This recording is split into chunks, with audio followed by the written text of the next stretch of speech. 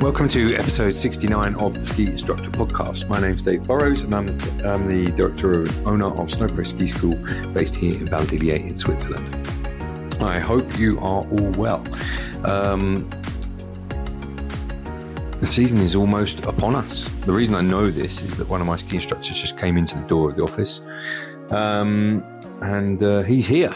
So ski instructors are starting to arrive, which means that it's we're not very long away from getting the ski school formation done and then getting really into the sort of the guts of the winter. We've already done a whole bunch of teaching already. Bunch of keen pre-season skiers. Been skiing in Verbier, been skiing in Glacier 3000, been skiing here, there, and everywhere. I personally have been to Saas-Fee. I was shadowing a CSIA course, level 1 and 2 there, which was super interesting and a very stimulating 4 days. Thank you for that, Jamie and Chris. In general, I'm starting to feel a bit more wintry. So it's very much looking forward to the next 5 months or so. This week I have an interview for you that I did a while ago in the autumn. So it was sort of in between seasons, in between, Southern Hemisphere, winter and here. And it's an interview with Warren Jobbitt. Warren is a highly decorated CSIA Hall of Fame skier. We'll go through it in the interview, but a hugely influential figure in Canadian skiing, and now he sort of does his own sort of generalized training and various other bits and pieces which we talk about in the interview. I had an amazing chat with Warren, and we covered so much ground. This is almost, I think, 2 hours long, this episode. Skiing history, what he does now, education committee for CSIA, Ski Congress, what he's got coming up, and a whole bunch of other tangents. And I really, really got a lot out of it. We didn't get stuck too much into the technical aspects of skiing because that's been covered on a different podcast. You can go to the Big Picture Skiing podcast with Tom Gelly and talk tech. There's an interview there with Warren. I think they talk more about technical aspects of skiing, but I wanted to get a feel for the person and his how he thought about teaching and how he goes about it, and we agree on a lot of the same things, which is about the simplicity of skiing and teaching, and just to try and break it down to its smallest parts and just focus on those sort of things when we're teaching. So that was brilliant. So I've got like I say, this is a great interview. I really enjoyed making it. I very much enjoyed just editing it and listening back to it in the office this morning. It was really fascinating stuff, and so I'm just going to leave you to it to listen to, because I've got like 1,000,001 things on my desk here to be getting on with. So yeah, thank you to all the people that I've skied with in the last must be last couple of weeks. It's been really inspirational. I've done like I said, I've been shadowing a level 1 and 2 for the PSIA, which was super interesting to kind of almost go completely full circle and back to where I was, all those years ago as a gappy myself. That was super, and to sort of see them and their ambition and where they were off to in the industry, and it really brought me back to, where I all started. 2 weeks ago before that, I did a CP with Swiss Snow Sports, which is the CP is the thing that you need to do to refresh your qualification, which you have to do every 2 years with Swiss Snow Sports.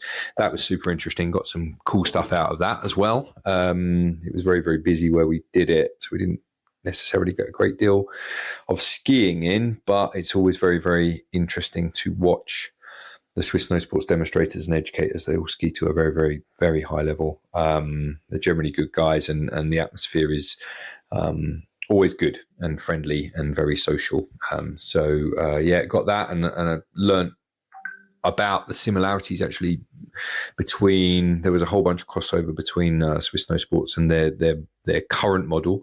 They're updating their manual and everything for next year, but looking at their current model and how it's very similar to some of the other organizations and very different to some of the other organizations, in the same way. So all these conversations that I have allows me to kind of keep a reference of kind of who's thinking about what within the various systems. So yeah, there you go. That's what I've been up to.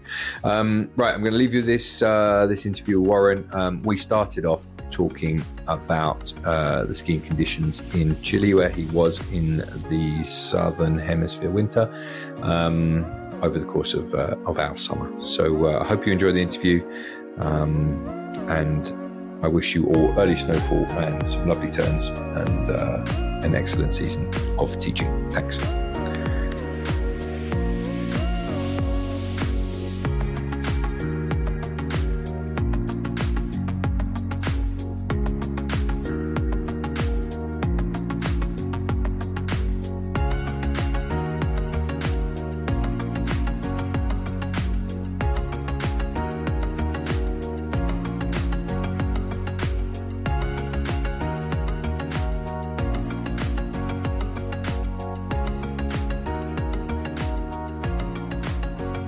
On a few days, which made it pretty tough, but the snow was great. The people were awesome. Everything else about the trip was amazing. So it worked out really, really well. Oh, that's really good. That's really good. I'm pleased to hear it. They've had a decent season over there apparently as well. Yeah, they had a great season, and it got really hot the week after I left, but then there was snow again, and I know the Canadian ski cross athletes are down there right now, and I've seen some of their posts. It looks pretty good. So, yeah, they're still going pretty strong. Well, let's hope that switches around and comes over here a little bit as well. Yeah, that would be nice. What's the last few seasons? I'm already recording, and I'm just going to go for it, Warren. And yeah, fair enough. And I'll sort it all out in the edit. It's no problem. But what's the snow been like in terms of? We've had a few weird winters here in a row. But what's the snow been like where you are in Canada for the last few years? The last few years have been pretty good. Average, low average, I guess, but still, hitting average. Last year was not a strong season for us. Mm-hmm. We didn't get snow until March. Okay. And yeah, it was, and then from then through the spring skiing was great. But up until March, looking around, you thought, how are we ever going to get through spring? Yeah. But then it dumped in March and a little bit in April, and we got through the resorts got through their normal length of season. But up until that point, it was pretty thin. Yeah. It was pretty thin. It's been a little like that here the last few seasons. We, instead of having sort of I distinctly remember in 2017, because here we had one of the snowiest places in the Alps, like in this region in 2017. And that year, it was just non-stop. Like it just snowed every day. It was crazy. And lately, the pattern seems to be more towards sort of, one massive dump of snow. They look after it really well. Another massive dump of snow. And that happens 2 or 3 times during the season. But we haven't had one where it's just been snowing a lot. Like a little amount, but a lot, if you see what I mean. It hasn't been like that. That's not been the pattern that we've had. Mm-hmm.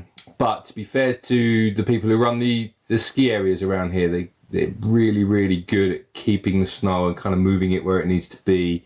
They do a lot of work on that kind of thing. And to be fair, it's really good for business, because people don't want to ski when it's snowing, like in bad weather. Maybe we would. But the clients don't want to do that. No. That's my experience. They prefer to ski under blue skies and be able to see where they're going and all that sort of nice stuff. And they come to escape. They come up here to escape the sort of the lowland fog that we have in this region. So those kind of seasons are good for business, but they're not great for the sanity of ski instructors who want to go and ski powder. Like 3 powder days a season, it's not enough, No, exactly. I'm, my early years out here in the Banff area, it seemed like it was powder all the time. And for a kid coming from Ontario who had no idea how to ski powder, in my early years, I hated it. Yeah. And now that I love it, we don't get the big dumps of snow anymore. But anyways. It goes like that, right? It goes like that. So, why don't we jump into that? So you were in Chile. What were you doing there? Chile, just the training camps for ski instructors. Mm-hmm. That's what I do. I don't run training camps specific for certification or anything like that anymore. It's just be the best that you can be right here, right now, and no set curriculum. It's just let's just get better. Let's do what we need to do to have a great time and develop. Oh, that's really cool. And so how many people did you have go down there to Chile with you? Or were they already there and you met them there? Yeah, no, we go over together. I just take the 1 week trip, and we travel together. I had 13 people total, so I had another coach with me, Tom Klingspan from Fernie, and so we go down, break into 2 groups, and away we go. Oh wow, okay. And so does that mean that the majority of clients who have gone on that trip? I guess we'll talk about the others later, but they're from your region, they're Canadians, or they're people who are in your area? Not really. They're from all over the place. I have people from Quebec, Ontario, BC, and a few from the US as well. Okay. So we coordinate. Most of the flights either went through Miami or through LA. Okay. And we all arrived in Santiago within 35 minutes of each other. No. And coordinated. I've got incredible partners down there. Yeah. And so, transportation up to the hill and get everybody to the hotel, settled in, and away we go. It's really good. Really, really slick. That's amazing. How long's the flight down to this? Literally the other end of the earth to you, no? For depending on where you're flying out of, but total travel time is about 13 hours. Wow. Okay. Yeah. Wow. Literally one top to the bottom. That's crazy. Yeah. Okay. And then when you get to the other end, so when you fly into, is it Santiago you said you fly into? Yeah. How long's the transfer then to where you ski? It's just over 2 hours, depending on the traffic and the time of day that you're rolling through. Yeah. 2.5 hours maximum. It's only about 40 kilometers, straight from the resort down. But it's 40 some odd switchbacks on the way up, and that type of travel. So it takes quite a while to get there. Oh wow! It's part of the adventure. Yeah. And the accommodation is within the resort, I guess. So you're staying we've there. Stayed in numerous places over the years. This one that we stayed at this year was the same resort that I stayed at with my interski team when I was taking them down to Ushuaia in 2015. We actually stopped in Santiago, went up to El Colorado, trained there for a week before we went down into Argentina and Ushuaia. Okay. And it's husband wife owned chalet with a number of rooms, different setups and things, but they get this hot tub out on the big patio, and the food is incredible, and the people just love it. And then from there we have a private shuttle that we use daily, either to La Parva, El Colorado, or over to Valle Nevado. So you've got the choice of 3 great resorts right there. Mm-hmm. From Parva and Valle Nevado, you can ski back into El Colorado at the end of the day and back down almost right to the hotel. We're a few hundred yards from the hotel where you can ski down to. So pretty fantastic location, actually. Oh, that's awesome. What sort of altitude are they skiing there? The highest lift that you'd unload at is just over 12,000 feet. Okay. Mm-hmm. So quite a bit, you're way up there. You're staying at about 10,000 feet. So it's quite the altitude, but I've never had any issues. Nobody's ever suffered from altitude issues. It's not too high. Uh-huh. It's up there. People feel it on their first few days for sure. Mm-hmm. The altitude, but you can acclimatize to it pretty quickly. Oh, that's cool. All right. And if you had to, is it vastly different from the skiing that you ski on a day-to-day basis in the winter? Like if it has a sort of a vibe, or if it's like anywhere else that you've been, how would you describe it? For those that it has an overall Chilean vibe. Okay. Yeah. It does. It's incredible. It is a different experience. If you break it down to the skiing itself, it's all alpine skiing. It's all above tree line. So when you get the flat light days or when the fog rolls in, it can be a bit of a challenge. Yeah. At times, I found myself on this trip once, maybe a few more times than one, where I had no idea where I was. Yeah. And the trails are not marked very well. There's the odd bamboo stuck in the snow randomly. Okay. A few trail signs here and there, but it's quite loose the way things are marked. Yeah. So if you don't know where you're going, you could probably get into a little bit of trouble. Mm-hmm. And the lifts, most of them are surface lifts. There's a few chair lifts here and there, a lot of surface lifts. So people don't know that. Yeah. I've had clients go down and some of them had never ridden a surface lift in their life. Oh, wow. And they're adults, right? So they come from resorts in Canada or the US that, maybe they've never been on a T-bar or a platter lift. So it is kind of funny that way that you get there, and the chair lifts are older and slower and some old double lifts. But it adds to the whole feeling of it. It really, really does. Yeah. Is it busy? Yeah. There are lots of people down there, or would you compare to? It can be. Yeah. It can be. There's, Valle Nevado is, they have a lot, they've got a gondola. So they get a lot of people just in street shoes going up. Oh, okay. Right. So it's quite novel for a lot of people. Yeah. Going up to the ski resort, and they're not even there to go skiing. Yeah. They're just going, every resort has one sort of lift that people can ride and takes them up mid-mountain sort of area, and they kind of walk around and do snow angels in the snow and go back down just to experience the snow and the cold. Yeah. So that Valle Nevado, well, I think would be the busiest of the three. El Colorado right in the middle.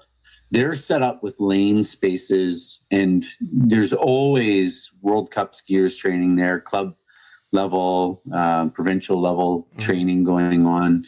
La Parva's got a bit of both. La Parva sets up a really nice speed track. So the Canadian men's team was over at La Parva when we were there.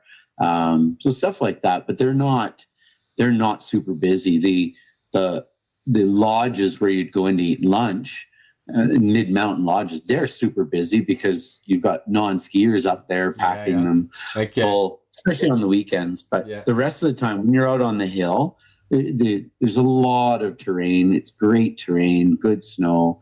So out on the slopes, there's rarely a lift line and things like that. So it's pretty good. Oh, it sounds wonderful. It really does sound wonderful. And I suppose you're on a similar. There isn't any jet lag, right? You must be on a similar time zone when you arrive. Exactly. Yeah, so we're, for most people, flying down from Ontario, same time zone for us. It's just, an hour different, 2 hours from BC. Yeah. So you don't get the jet lag.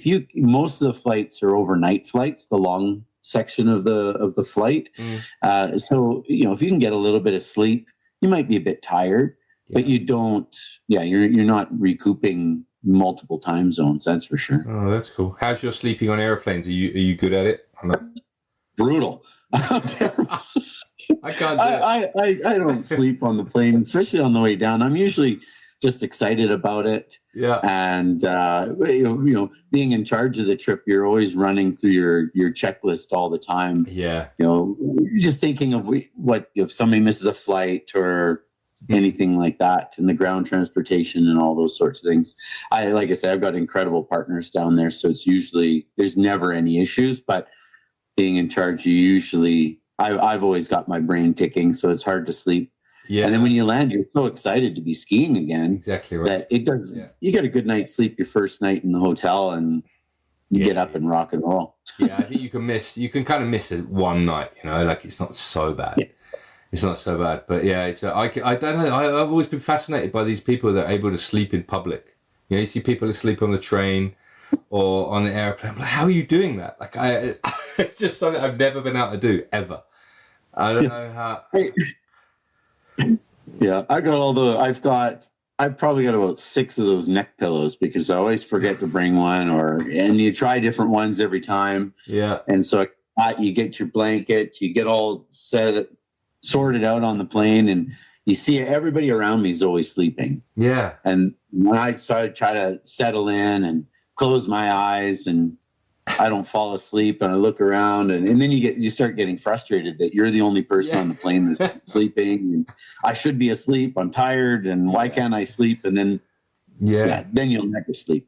I know. It's easier not to. I don't, because my habit when I go to sleep is like this is a real diversion from a ski podcast, but what I do is I go to bed, but I read until I fall asleep. Literally, and I'm falling asleep in the book, and you can't really do that on a plane. No. Although not that I've really taken any long haul flights anywhere for a long time, but eventually I will do that again. I suppose I'm going to have to learn how to do it. So you are, well, now you're officially famous in Canada because you've just been inducted into the Skiing Hall of Fame, Canadian Skiing Hall of Fame, I'm guessing, and this is a fairly novel concept because a Hall of Fame thing isn't really we don't really have those in Europe. So what's that all about? Like, how did that come about, and what is it? Yeah, so it's the Canadian Ski Instructors Alliance Hall of Fame. Mm-hmm. I think the Hall of Fame's been going for about 30 some odd years, would be my guess now. And they've got 3 categories. There's the builders category. So a lot of the original founders of the CSIA, people who have been staff for a number of years, really contributing to where we are as an organization today, either from 85 plus years ago or even kind of in my era. Mm-hmm. There's a inspirational leadership role. And, that's been for a lot of the people that were level 4s, course conductors, interski team members, people who spent a lot of time on the snow teaching courses and promoting the CSIA. Mm-hmm. And then there's the special contributors category as well. And that's a lot of times our volunteers, our national board members, people who did numerous terms and at times where the organization might have been going through a change or things like that. They usually get recognized in that category. Mm-hmm. Because a lot of our volunteers, they're not all level 4s or ski school directors, and they're just passionate members who have various backgrounds, professional backgrounds, and want to contribute to the organization in a volunteer basis. So there's a space for that group of people as well, which I think is so important. But I've been lucky enough to be inducted into the builders and the inspirational leaders category. So that was really exciting for me. Yeah. Yeah, it was. Yeah, it was a big surprise. Over the years, I guess, my career has led me to, with, the potential of being in the Hall of Fame compared to others who are in the Hall of Fame. Mm-hmm. And, but it was still, you don't know. And, it was still a bit of a shock when it was announced to me. So, it was pretty cool. I definitely got emotional. Uh-huh. I'll be honest with you. I got super emotional, and I just stared at Mike DeBrise, who's the chair of the Hall of Fame committee, and a Hall of Famer himself. And I just stared at him. I couldn't believe that the words were coming out of his mouth. So it's quite well, it's nice to be recognized, right, for the work that you put in. It's. I don't know. I was thinking about this exact thing the other day. Life being what it is, everyone's so busy and stuff, and it's not many people take the time, I don't think, to sit down and kind of appreciate those people that are kind of doing the work in the background. I think it all happens by magic and stuff, and I think it's important that we take time to recognize and say thank you to people who are doing good things in general, not just kind of Hall of Fame skiing and stuff, but in general, I think. And my colleague Max the other day sent me a really nice message. I can't remember why he did it, but I do know why he did it, but I won't go into it on here. But he just sent me a really nice message saying, because we've been working together almost, for a very long time now. So thanks for the opportunity. Thanks for all the amazing things you're doing. It's like, cool. It's just nice to receive something like that from time to time, to know that you're making a bit of a difference in people's lives. I think it's a really nice thing, Yeah. It's nice I've had this kind of thing. It's queued me up to really reflect back on my career to date. And, I started working out in Banff in 90-91. So it's been going for a while. And I did some race coaching in Thunder Bay before I came out and things like that. And, I started thinking back that there are a number of people that opened doors for me or inspired me, mentored me along the way. Yeah. That if any one of those people didn't do what they did for me, I wouldn't have got to the next step.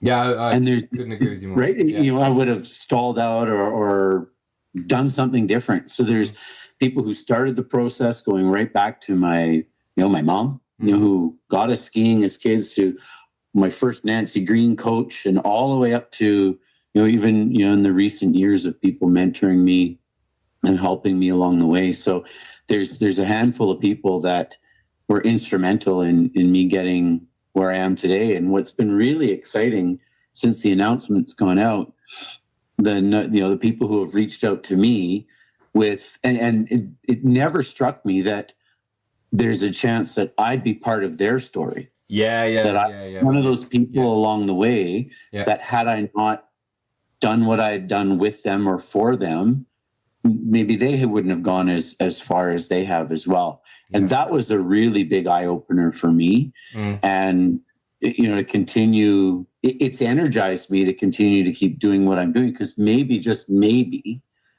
I might be able to help somebody become the next Hall of Fame member too. You don't know. No, right? You don't know. Your actions, and sometimes it wasn't even a big thing. It was one statement that I made to somebody that encouraged them to move on to the next level. And so we're so in our industry, in every industry, I guess, but when you're in a position of leadership or a position of helping people, it's incredible what you don't really know what you might be doing at the time to really help people along in their lives and their careers.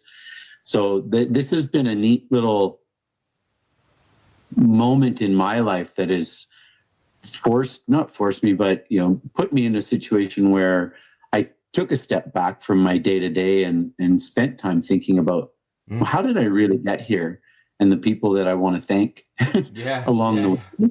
And now people thanking me. And it's really, it's a bit surreal, to be honest. Yeah, it's lovely though, isn't it? Like I have a sort of, I've heard that a couple of times. I don't think it doesn't sound like I've done anything near what you've done, but the number of people that I know that I've touched them in some way, and you never know when like you say, you never know when or what you're going to say or how you do it, but you come into contact with people and you teach so many people so much stuff. You don't know what that kind of magic word is that's going to stick with them.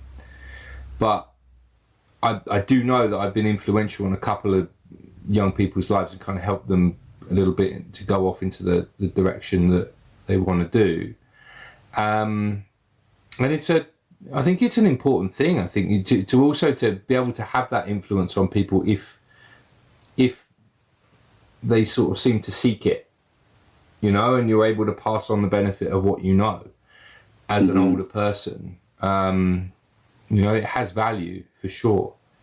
And I can also likewise remember a lot of the people that were very influential for me, not just within skiing, but going all the way back to a long time ago.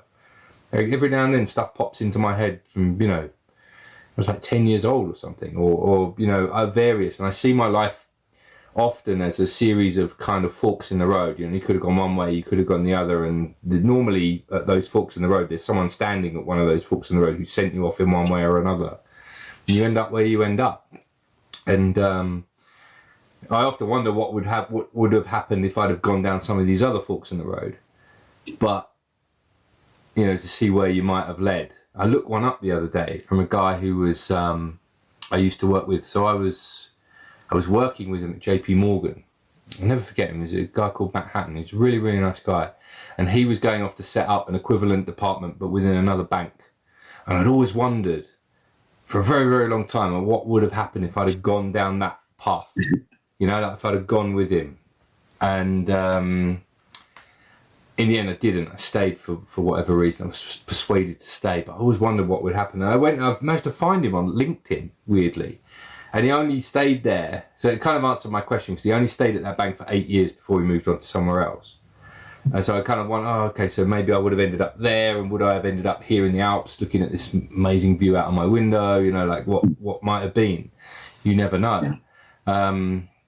But it's funny to reflect back on that kind of stuff and, you know, see where life might have taken you, or who those people were that kind of pointed you in the right direction at any given time. It's fascinating. It sounds like you've got the same thing, right? Yeah. While we're on this reflective thing, you've segued really nicely. So tell me, we would start these podcasts normally with like, you know, who are you? What's your skiing background? How did you get to where you are, kind of thing? What got you interested in skiing in the first place? Well, my mother, she got us, my older brother and I, skiing as young kids. She used to take us to one of the local ski hills in Thunder Bay and put us in the daycare, and she would go out skiing. And then as we got older, we learned to ski. And then as we really started to get into it, my father and my younger sister got into skiing too. And you know, a tiny little mountain in Thunder Bay, Ontario, called Candy Mountain. Mm-hmm. And it was only about a 6-7 minute drive from our house. I remember getting our boots on in the house and driving in the old orange Volvo station wagon. My dad would have one boot on, one boot off, and get to the hill and jump out of the car and ski. And I've been done that between lessons too. Yeah. Yeah, that was what got me started, you know, and thinking back to some of the pivotal moments, even at that age, sitting in the lodge having lunch, you know, some of those things you remember, running around like kids like crazy. And I remember my first chairlift ride. So I was in a lesson and I was terrified to get on the chairlift. And luckily enough, the ski instructor, and I'd have no idea what his name is now. I wouldn't remember that for anything. And he recognized that. And so when we went to the chairlift, he put the other kids on ahead and he sat down with me. And as soon as my butt hit the chair, I remember looking over and was saying, let's put the bar down. But the bar was already coming down. And I was comfortable and I felt safe and never thought about it again. Yeah. And you know, that's a moment there as a ski pro, or, you know, if he hadn't recognized that, if he hadn't put the bar down, if he put me on with other kids, because the kids in front of us didn't get the bar down because they couldn't reach it. Yeah. Tall enough. This is way back before there were policies, so you have to have children riding with adults. All that stuff. If you could reach the bar, your bar came down, and if you couldn't reach it, it didn't come down. And you know, there's a few moments right there that had he not done that, maybe I would have finished my day saying, I don't ever want to ski again. That could have been it. Isn't it funny? So, like, I think one of the most magical things, we're on so many chairlifts, right? I think that we kind of don't, I don't know, I still get the magic of it, but the actually being on a chairlift, sitting down on a thing that's going up through some trees effortlessly, so you could just get off the top and come skiing back down again. It's like flying. It's just the most magical thing. I don't think I'll ever get over the chairlift. I absolutely love it. Yeah. It's brilliant. Yeah. Well, I didn't my first time, but after that, it's sort of, you're absolutely right. I agree with you on that. In Canada, do you have the lift up, the bar up or down, or what's the thing over there? Bar down. Bar down. So it's just the US that does this bar up thing. Yeah, I think that in Canada it's, you know, lower your safety bar and Raise it at the top. Yeah, it's still, it's on the lift towers. It's recommended, told to do it. Yeah. Right. But from there got into, my older brother, he's always a couple steps ahead of me in hockey and skiing and all that stuff. So he got into the local race club, the Nancy Green Ski League, as it was in Canada. And so I did as well. And then he moved on to the next level of racing, divisional racing. So he tried out, so I tried out, and just kind of followed from there. Had a decent racing career. I was just in my last year. I was about to reach the points and stuff to reach the provincial level, and but then had a big crash and didn't finish the season, and kind of quit racing because I wasn't having fun. Being in a small area. I was going on races. I was a 15-year-old racing with the other kids that would qualify from my team to race in places in Ontario and Quebec. They were 18, 19 years old. So we'd go traveling and be on the road for 4 or 5 weeks. Yeah. Because it was too expensive to fly home in between races. So we just kind of race hop resort to resort. And that I didn't have anybody to talk to. It's only a few years in age gap, but it's big enough. Yeah, sure. You're in a completely different stage of your life at that point. And I had a few negative experiences that way. But I still loved skiing. And when I quit skiing, I remember my dad saying, well, for the last X number of years, we've been paying for your skiing, your skis, your racing. And he says, I'll either buy you a lift ticket or pass, or I'll buy you skis, but I'm not doing both. And so I took my level 1 and the Nancy Green race program that I had started in at Candy Mountain had disappeared because there was nobody around to coach. So I went to the resort and I said, well, can I start it up again? And basically called the local families. And I think I had 6 kids that I started with. And by the end of the season, we were up in 40 some odd kids. We just started creating this incredible sort of fun program again. And we kind of built that up for a couple of years. And my last year of high school took my CSIA level 2. Again, no purpose behind it other than I thought it'd be interesting. And that's where my profession, or getting into the profession, started. A gentleman by the name of Gary McKinnon from Thunder Bay.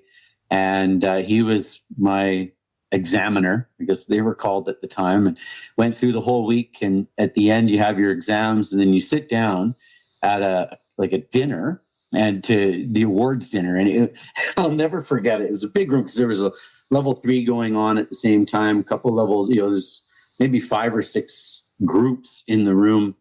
And up front of the room, there's all the course conductors or the examiners. You're kind of like the head table at a wedding.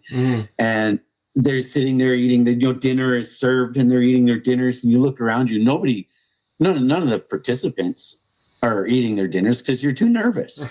And then every once in a while, the head course conductor would stand up and he'd announce 4 or 5 names of people who passed their level 3. And, all of a sudden you're going through the dinner, and then those 4 or 5 people would start eating, and they're all happy. And we got to the end, and Gary stands up and he says, okay, here's our last 5 on the level 2.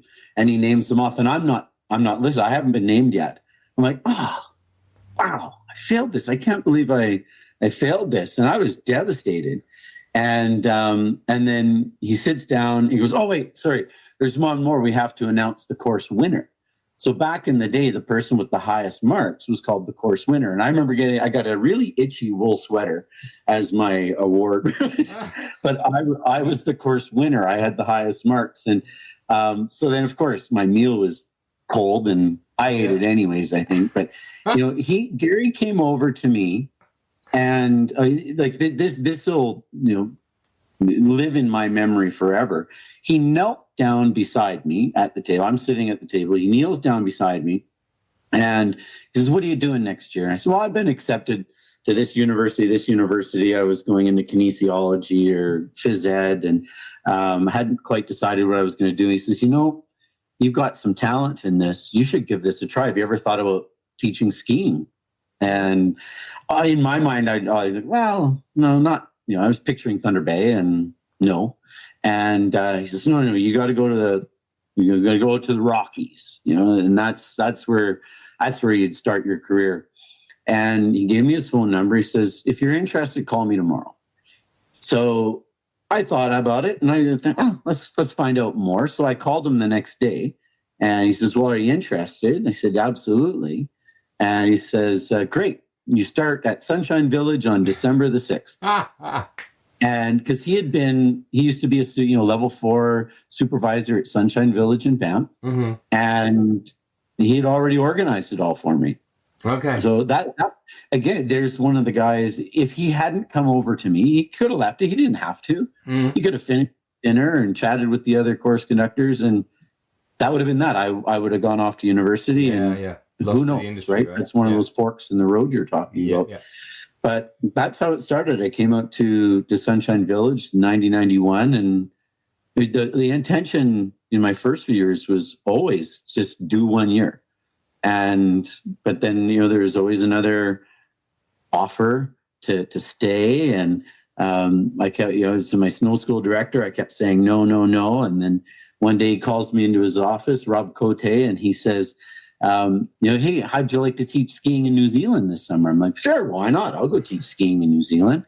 And I go run out, go for a ski with some of the staff, and I'm riding the chair with a gentleman named Colin Borrow, who's the snow school director now up in Marmot Basin, Jasper, and he's was just the chair of our CSI national board. So us two level 2 sitting there and said, hey, I'm going to go teach skiing in New Zealand. He goes, I'm going to come with you. So we race back into Rob Cote's office and say, yep, we'll take the job.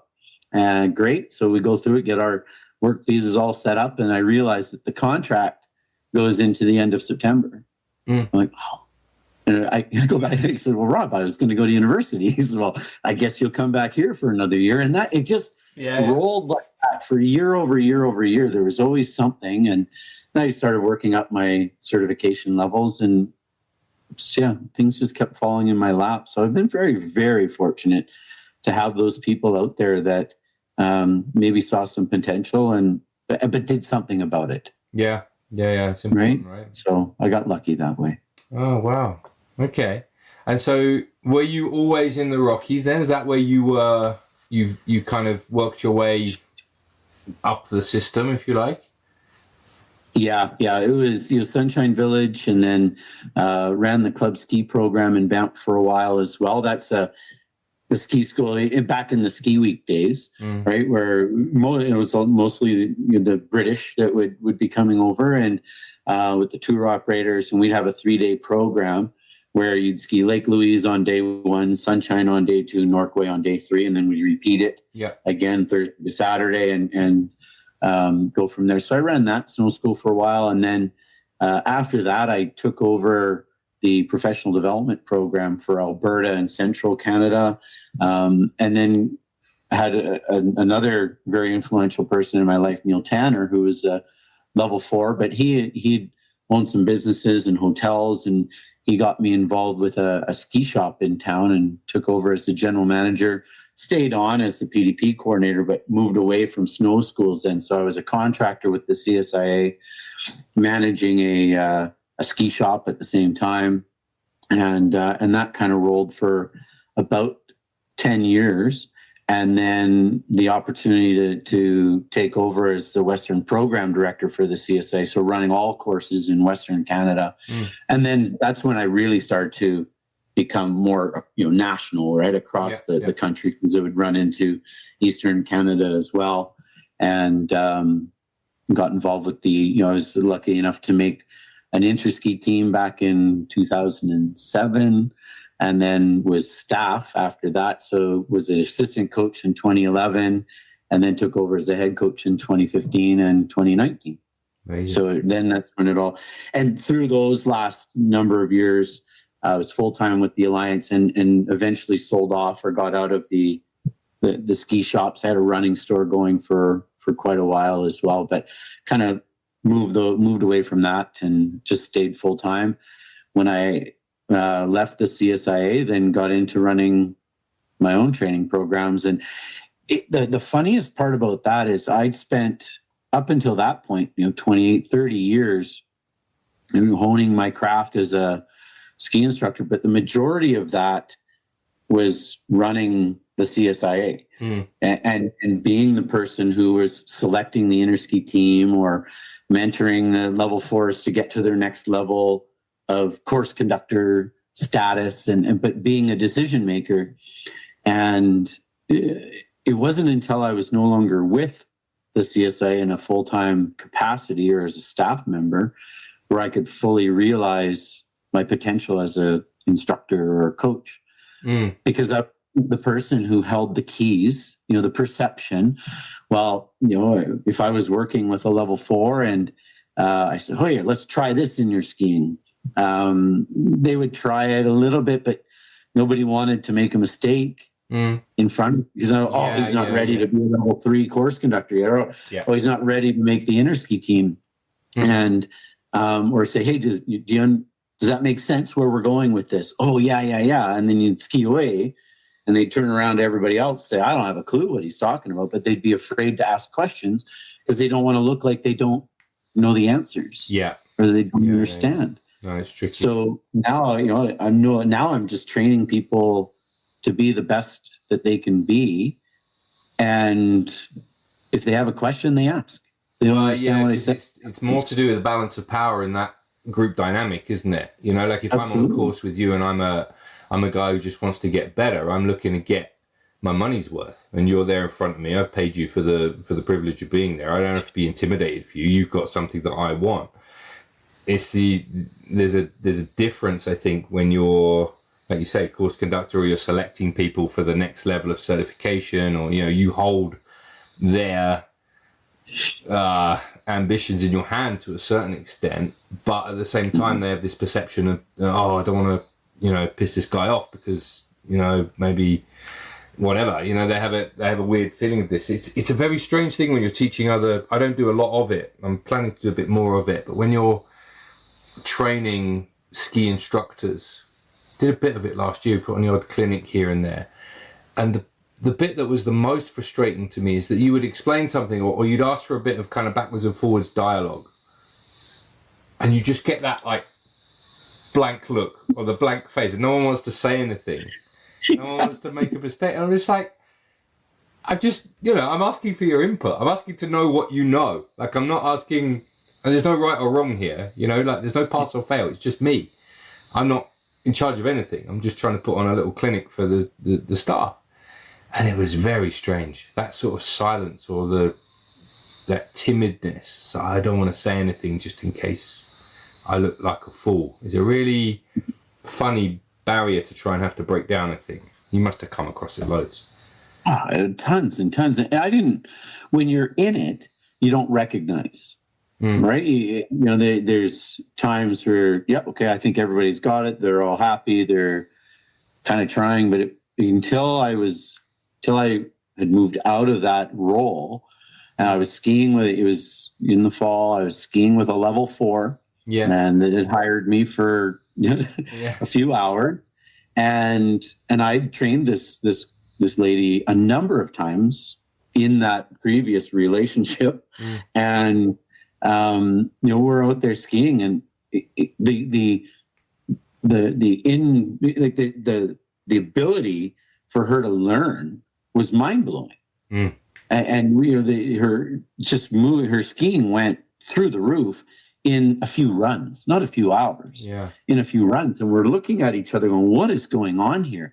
And we realized along in the chairlift ride, she was asking me questions and clarifying. So when you say this, do you really mean that? And we had these great conversations, and she made some mistakes. She tried it, did it too much, didn't do it enough, did it too soon, did it too late, whatever, and made mistakes with these moves that we were trying to integrate into her skiing. And as a result, she went through the roof. And we looked at it, we just kind of laughed, saying, what is going on here? And I didn't change what I was saying. I didn't change over the summer, I didn't change my philosophy or my methodology or anything like that. Mm-hmm. It was just that we were just purely trainer-trainee. Yeah. Learner-coach relationship. That it was pure. And that just sent chills through my spine, and I haven't looked back since. I'm still involved with the CSIA on a volunteer basis, which is really exciting for me. I sit on the technical and education committee. So, with looking at what's covered in courses and things like that. So, which is a lot of fun, but a real different capacity. And again, I hold no authority over anybody's careers, anybody's development, other than just helping them develop. Yeah. It's really, really exciting. Yeah. Really exciting. I'm going to apologize in advance to the listener, because I know that I've got 2 or 3 podcasts in the bag where I've mentioned skating, but I have a real life Canadian here. So I'm going to ask him, and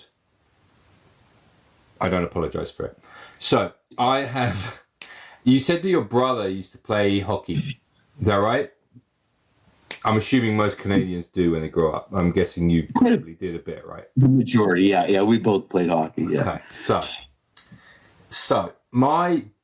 there's a bit of a story to this, but my daughter last year decided didn't want to ski this year. So fine, no problem, no worries at all. Like, you don't want to ski, I'm not going to make you ski. But she decided she wanted to skate, so we went ice skating. Down the road here, we've got Olympic level ice rink, amazing facility. No one ever there during the free skating session, so we just kind of went on there to work it out. I'd skated a little bit. It's been one of the most fascinating learning discoveries for me personally over the last few years. It's this year, and we skated as much as we could all the way through this winter. Is like the purity of skating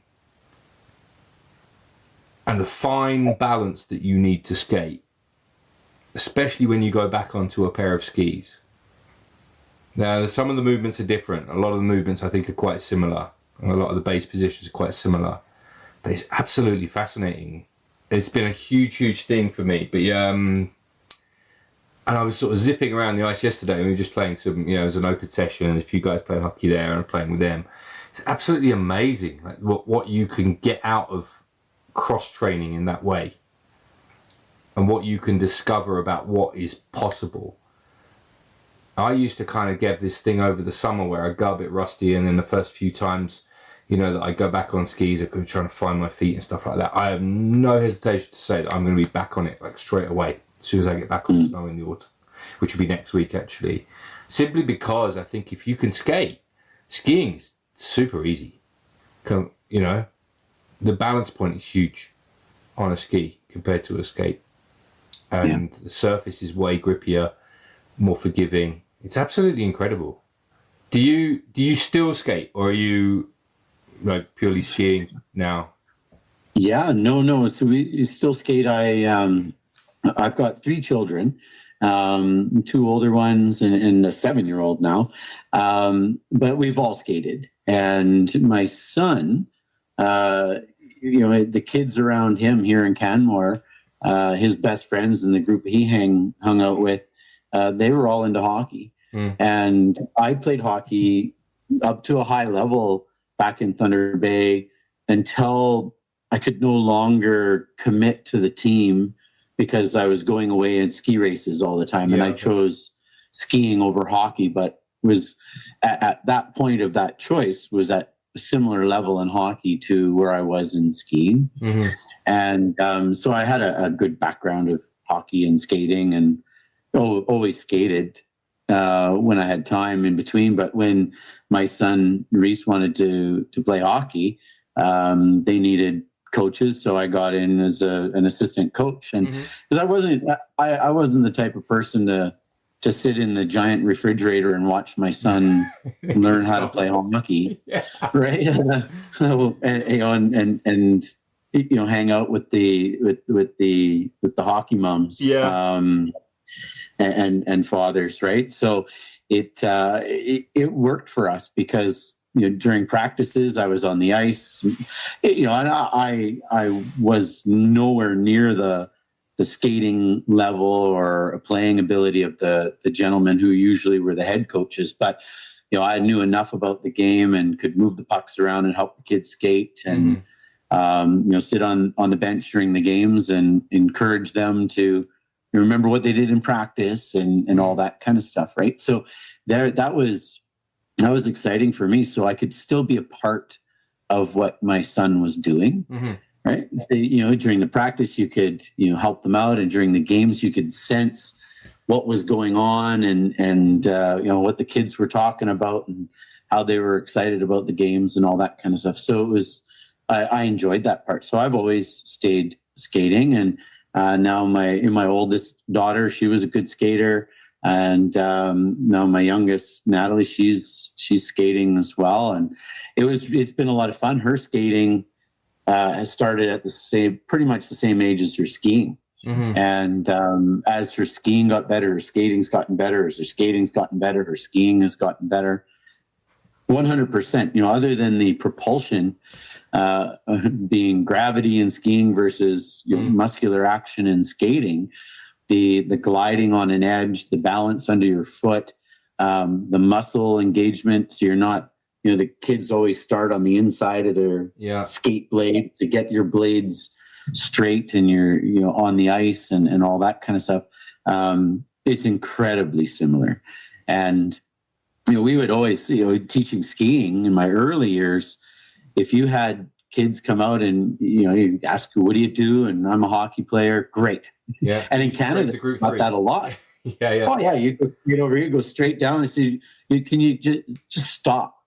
Yeah. And they would go into a hockey stop. And it's harder to learn to stop on skates than it is on skis. So kids who could already turn their skates sideways and stop without flipping over and tripping on their feet, doing it on skis was easier than skates. So you have this incredible, you can already turn your skis both ways.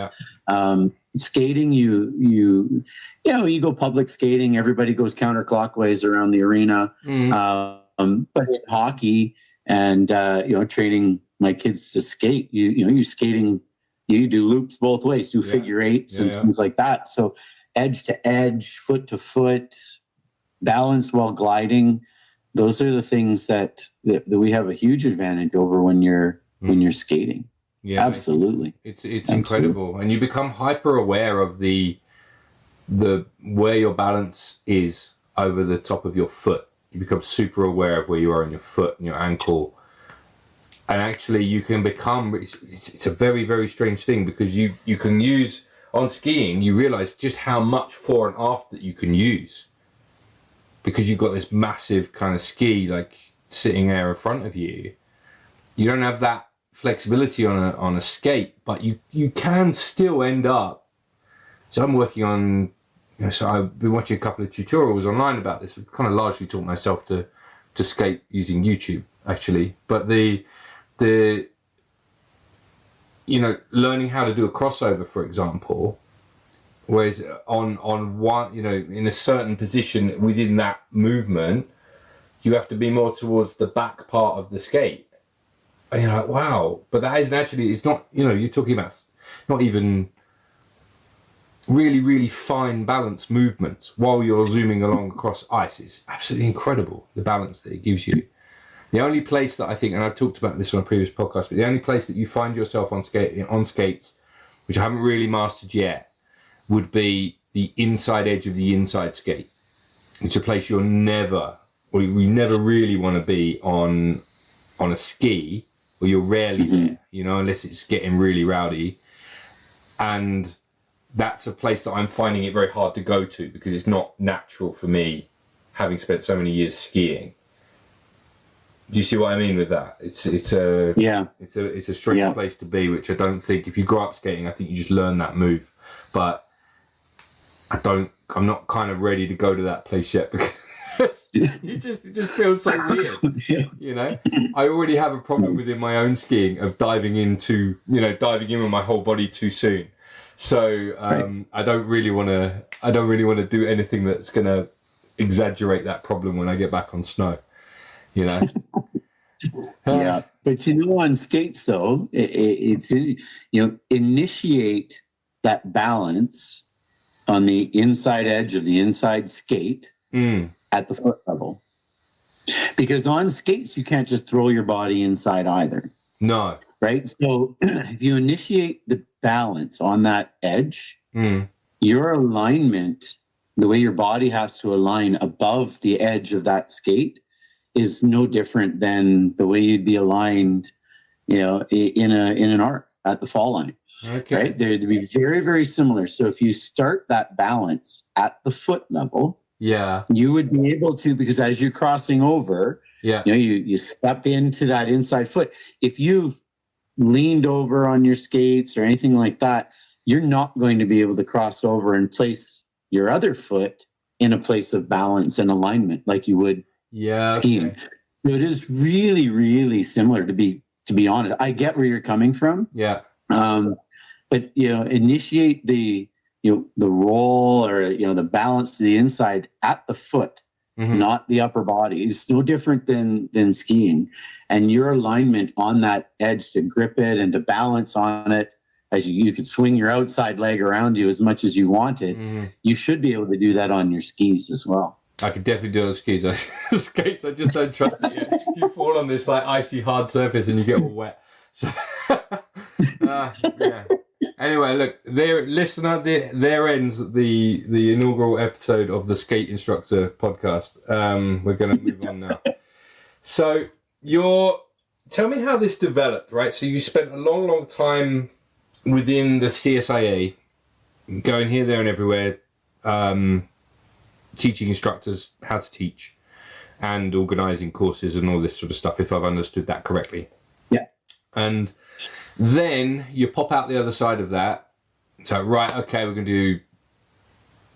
to coach for myself and coach real people. How has that developed over time from what you started doing to how you are now? You're delivering clinics. I'm guessing you're doing private coaching, camps, and all sorts of stuff. Like, how has it evolved as Warren the entrepreneur? Yeah, it's a great question.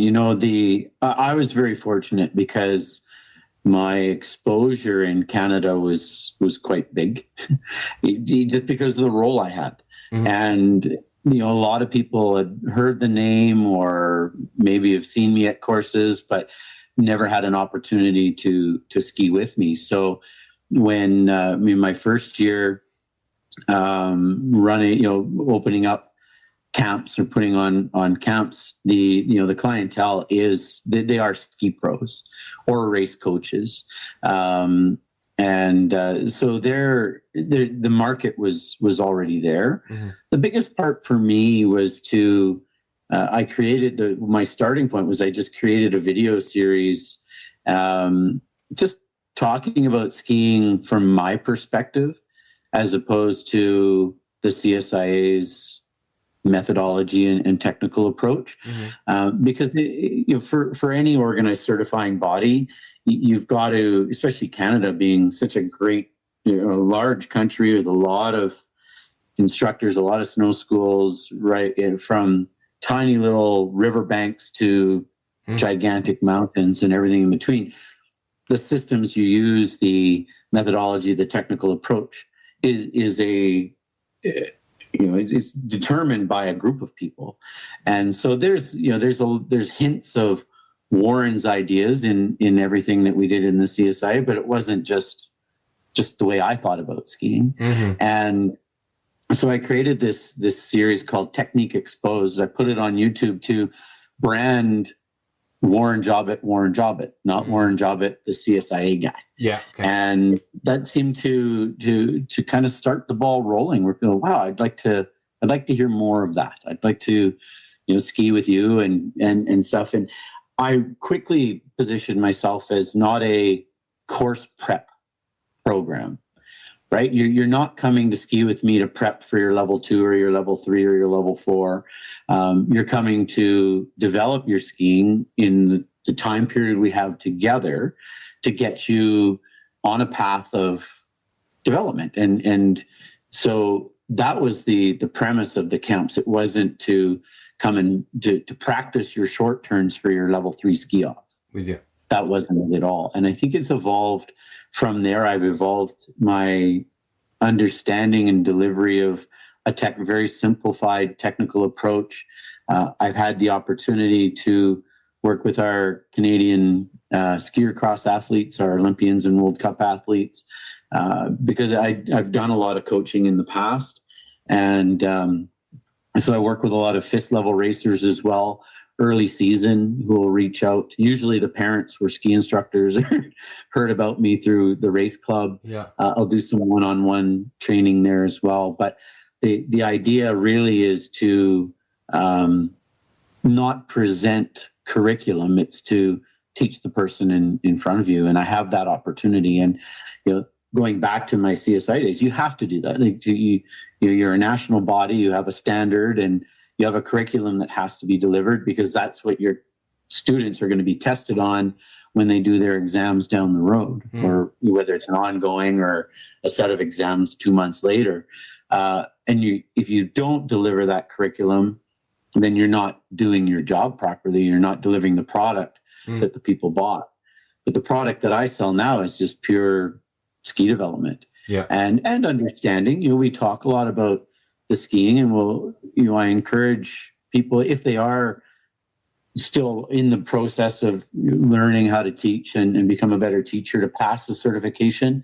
That's great, but I encourage them just to participate in a way that when they're not skiing, they're listening and watching and trying to understand the decision making that I'm going through, and then we can talk about that on the chair. So it really is a different experience in that sense. Again, because there's no pass or fail at the end. There's no set curriculum other than here's what you need to get better. And at the end of the day, that's challenged me to say, okay, well, what's the core? What's the foundation of all these things I've learned in my previous 20 some odd years working with the Alliance, or being brought up through the Alliance, or my racing years or the coaching years and things like that. So what I've learned at Interskis, there's a lot of stuff. I remember, my first event that I taught as a level 4, it was in Winnipeg, Manitoba. It was in a ditch, essentially. It was an overflow spillway, and there's a chairlift in it. And at the time, their claim to fame, it was the shortest quad chairlift in the world. Okay. And it would flood every spring. So the motor was at the top, not the bottom. And they had to have it special. There's photos of chairlifts under the water, in the lodge, as the flood comes through in the spring. So I rock in there, and I think, here I am, I'm 22 years old, 20, maybe just turned 23, I think, is a level 4. And I think I'm going to tell these guys everything about skiing. I'll blow their minds. I learned more about skiing and ski teaching there from them than I shared with them, right? The other way around. But it took years for me to actually understand what really is being said, and to whittle it down to what only has to be said. Right, we've learned all these phases and technical terms, and there's so many things today, and I call them the hangovers from the 80s. Oh, right? yeah? Okay. Right? I think there's an incredible amount of stuff being taught out there that is still hangovers from the 80s when we were on straight skis. There are things and there's stuff that people are teaching, terminology, actions, movements, philosophies that are just not needed anymore at all because of the equipment change. I've always viewed the textbooks as academics just putting names on stuff that we do and justifying their own reason for being. Especially when I'm looking at all the Swiss Snow Sports one is terrible for it. There's models for everything, and it blows your mind. It's like, can't we just all? I don't want to be that guy that you see on the Facebook forums who goes, ski is just about having fun, and let's just do that. And it's like, no, there's more to it than that.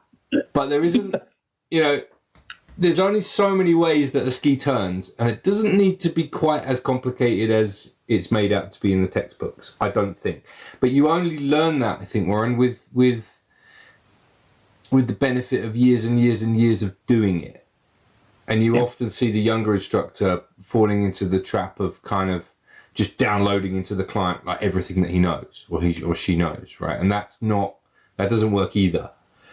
So I think the art of it, which you were probably about to say anyway, is like, how can I get my message across in as few words as possible? Yeah. As simple a concept as possible.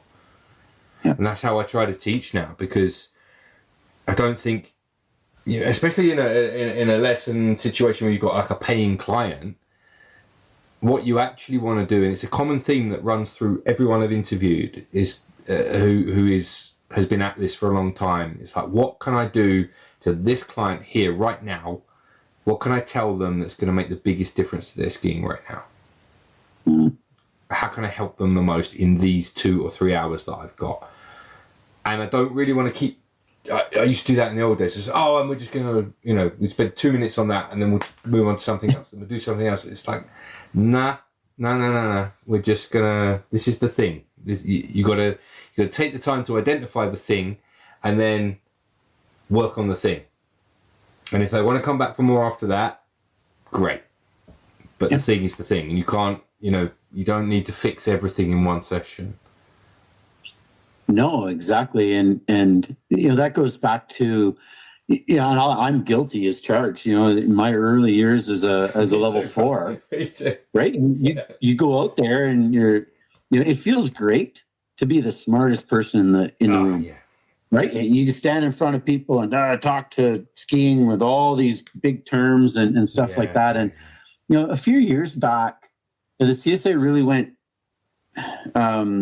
and started talking about science more, which is fine. But the phrase I kind of termed then was, people asked me my opinion on that, and I said, well, it takes a really smart person to be able to talk about physics and biomechanics and use the big words, but it takes a brilliant person not to. And that's, and there was a time in my career, 100%, I was trying to be the smart person. And, the bottom line though, for me, and I started my video series a few years back just saying, if you're on the inside ski, you're going to have a bad day. If you're on the outside ski, you're going to have a good day. And if you can find the sweet spot of the outside ski, you're going to have a great day. Yeah. Let's go. Yeah. And that's the foundation for everything. If you can get into the sweet spot of the outside ski most of the time, you're going to have a great day.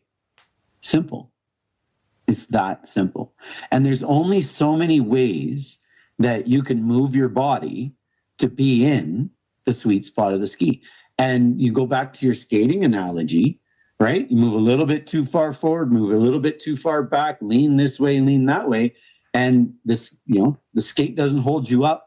And you're on your butt, you're on your face. And, it's true. It's true.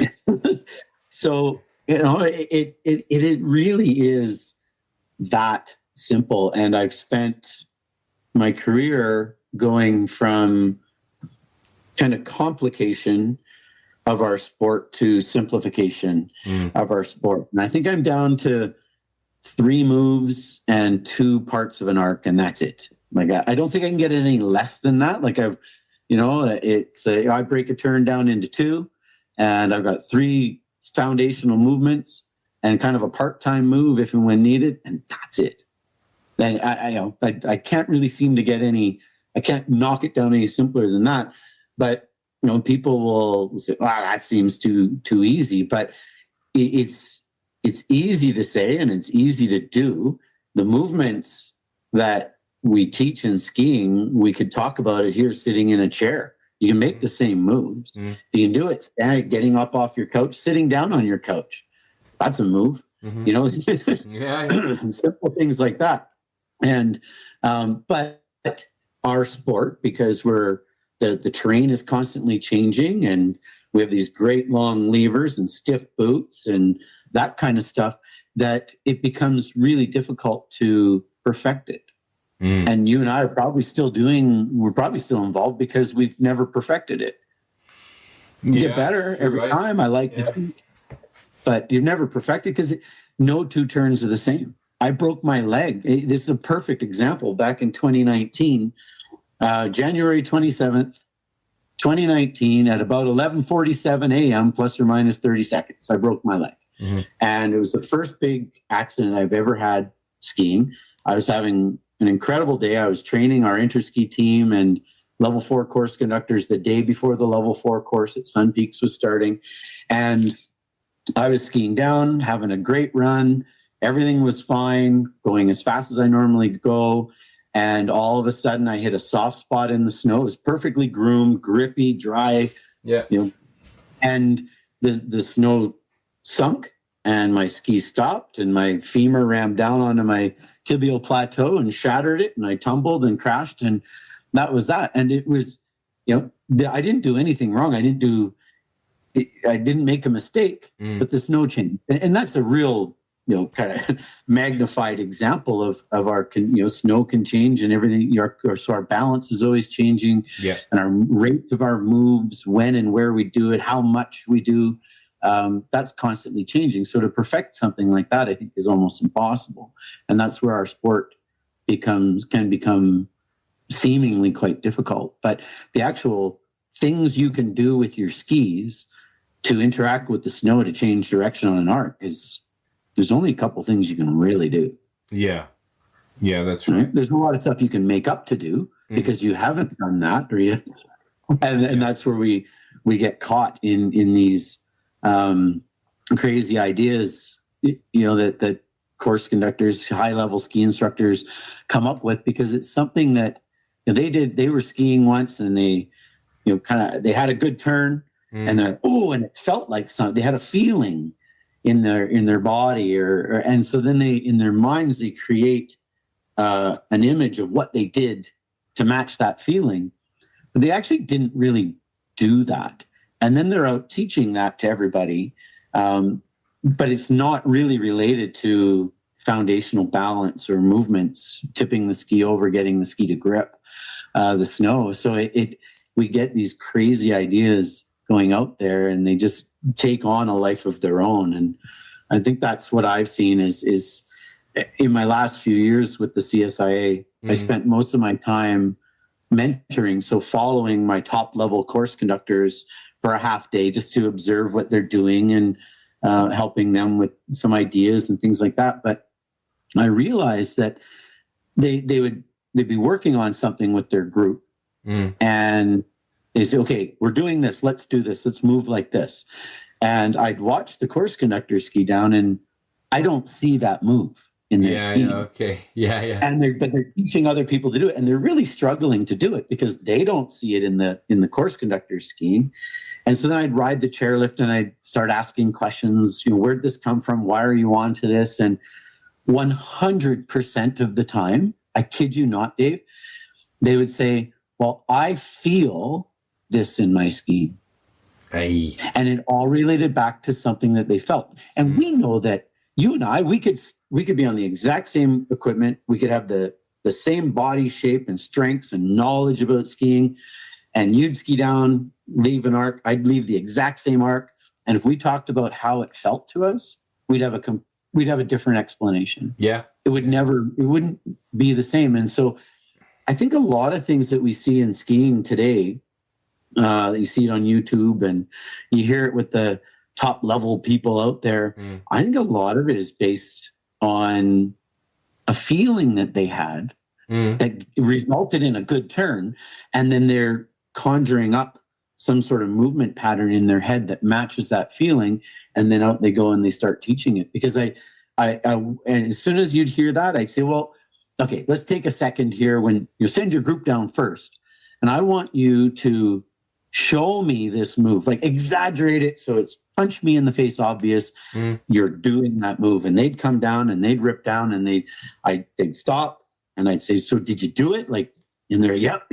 And I you didn't. You're not actually doing what you said you were trying to exaggerate and do a lot of. Because in their body, they felt like they were doing whatever it is they were doing more. Yeah. But it wasn't there. And that was a bit of an eye-opener for me as I was finishing that part of my career and moving on to the next, is how can we make this simpler? How can we get to a point where these ideas don't infect where we're going and complicate our sport more than it needs to be? Well, I think also, do you not have, let's say that your market, because the market for those people is very different to the market that my ski school, as a ski school, teaches. Right? We have a few higher level stuff, but the vast majority of people that we deal with, if I sell them the product, and the product is, I can make skiing easier for you, less stressful and less effort, would you like that product? The vast majority of them are going to say yes to that. In fact, I think a lot of instructors would say yes to that too, at a certain level. How can I make this easier without stressing out too much? But once you get into that rarefied atmosphere of selling ski training to higher level skiers, have you not then got to have some sort of magical product or feeling in order to say, hey, I've got this magical product here, this is the thing that you need? It's your angle, right? It's your marketing angle.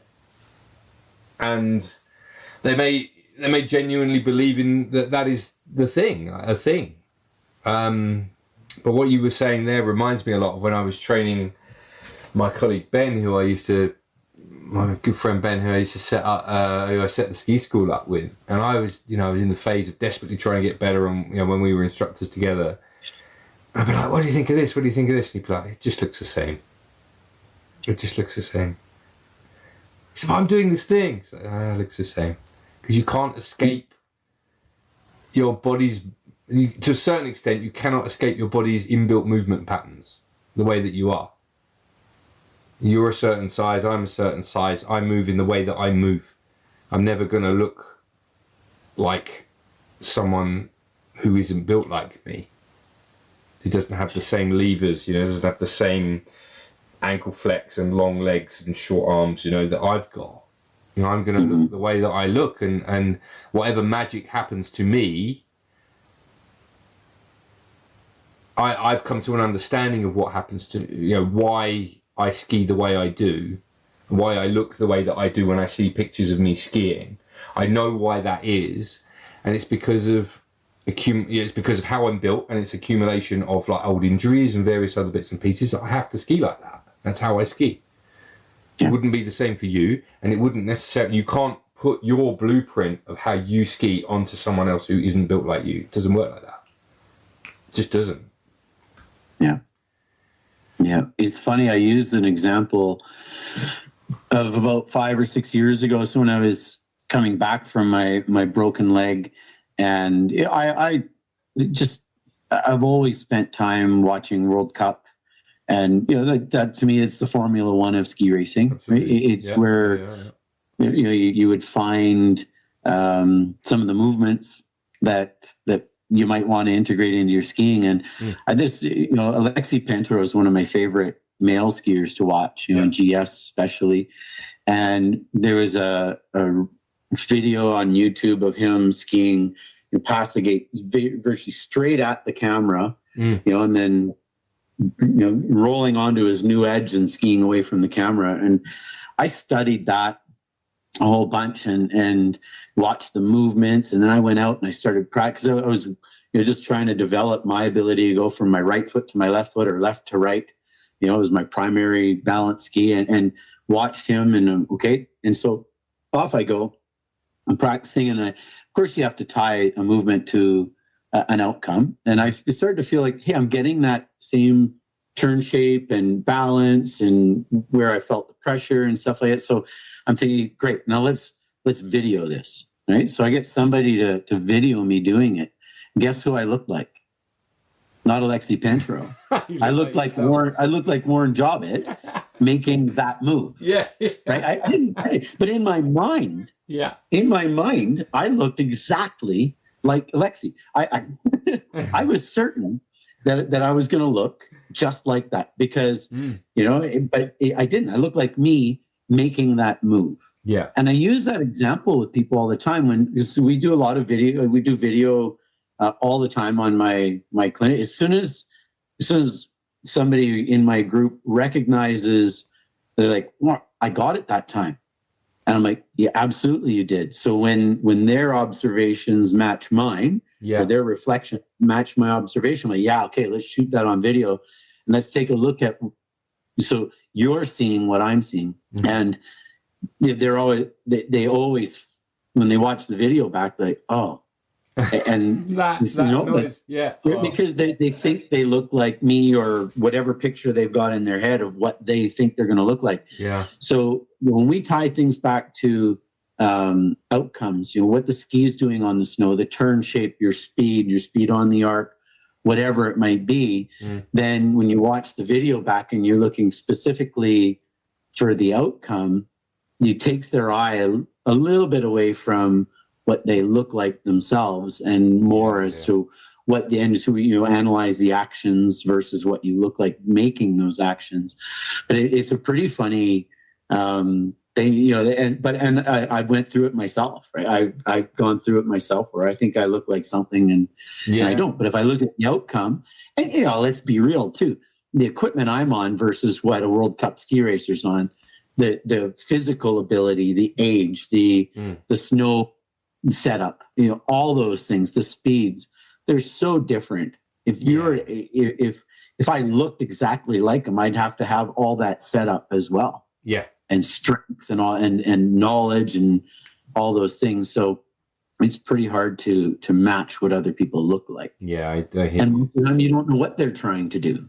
No, it doesn't get you anywhere because essentially you're just doing impressions, aren't you? And that's not. Yeah. You've got to put that ego aside or that kind of desire to look good aside and say, what am I trying to achieve here? That's essentially what we're looking for, isn't it? Am I doing the thing that I set out to do? Am I efficiently getting down the hill here? If you are, then great. Yeah. That's all you need, right? Yeah, that's right. I think going back to your point though, too, that selling simple to my clients is exactly what I do. Because that's what is kind of new, because they've all been through courses or other programs where they leave it confused, or it almost puts skiing on a pedestal above where they are. So, well, if you do this and this, you'll get there. And for 99% of the time, after the first few runs, when we start introducing something to somebody skiing, adding a piece to their puzzle, 99% of the time there's like, seriously, that's all I had to do? No, it can't be that simple. It's that simple. And that becomes that's the fun, that's the product, is how you blowing people's minds by making it incredibly simple and easy. Yeah, I hear you. Who are your clients? Are your clients mostly sort of skiers who are hoping to go through the levels, or have you got people that just want to get better for the sake of getting better? Who are your clients? Well, yeah, they're mostly, I'd say 80% are ski instructors who, want to get to the next level, or have, they're ski instructors. They don't teach anymore. So they're not involved in snow schools. They're, just passionate skiers and want to ski with like-minded people and get better. As they age, stay at the levels we used to be in our 20s, kind of idea.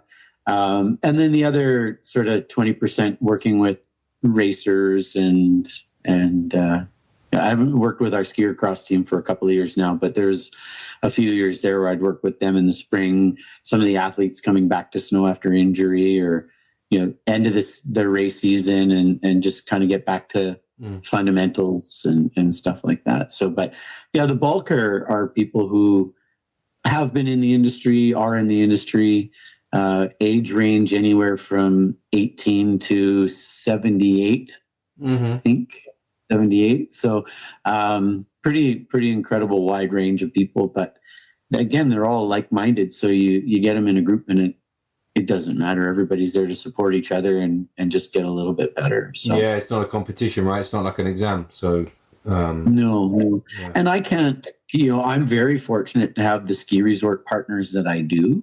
But part of my, them allowing me to operate at their resort, because they've got snow schools that are teaching the public, my product can't be to the public. Yeah. Right. It can't be a person who would go in and buy something from the snow school. So that's why it kind of sticks to the ski instructor realm. Yeah, I'm with you. Yeah. Okay, that makes sense. Yeah. All right. I'm conscious that we've been going a little while now already. How are you fixed for time? Because I've got two things I'd love to ask you about if you've got time. Yeah, go for it. All right, cool. You said to me that you were voluntary or you're doing some voluntary stuff on the education committee for the CSIA right now, which I think is very, very interesting, because that where in what direction is that going now in terms of the education of ski instructors? There has been, I've noticed that recently into skis, quite a push towards like client, what would you call it, like hosting or the client experience, that kind of thing. Some people are focusing more on tech. Which way are the Canadians going with the education of ski instructors? What is important to the CSIA right now? Yeah, we're always stuck in a situation where we're an educating body that has to provide some basic knowledge of technique, safety, class control, communication skills, just to be able to certify ski instructors that can then go to a snow school and take care of the clients, safety, teach them something. Everybody wants to learn something, or they wouldn't take the lesson in the first place, and be able to communicate and stuff. So a lot of our programming right now has to be some of that foundational technical knowledge and methods to teaching a ski lesson. Where we would all like to go, and where we are going as an organization, is how do we add the professional skills? So you've got this, skills to be certified. Yeah. But how do we turn people into ski or snow sports professionals? Mm-hmm. And that's your soft skills of the people skills, communication skills, and be learning empathy. Something that can be learned. As an example, dealing with children. 90% of the lessons taught in Canada are to children, but 90% of our courses are based on adults, because that's who's in front of you. So there's that reality versus, well, let's play around like we're kids now. And so there's always that hard point to say, well, how do we teach that stuff? And interpersonal skills they can be taught for sure. Mm-hmm. When I ran a snow school, we used to joke about, I can teach you how to be a good skier and a good teacher, but it's harder to teach you to be a good person. Yeah. Yeah.